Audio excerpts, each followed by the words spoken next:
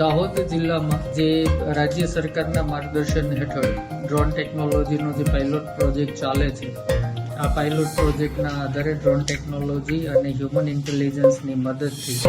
ફરીવાર 4 ખેતરોમાં ગાંજાના વાવેતર શોધી કાઢવામાં આવેલ છે,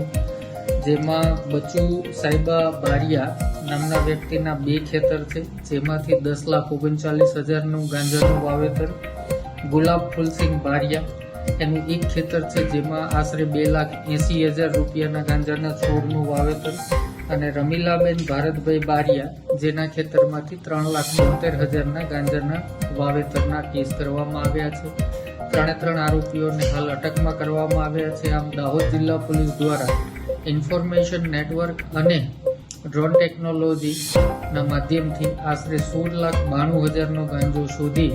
અને 3 ઇસમોની ધરપકડ કરવામાં આવેલી છે.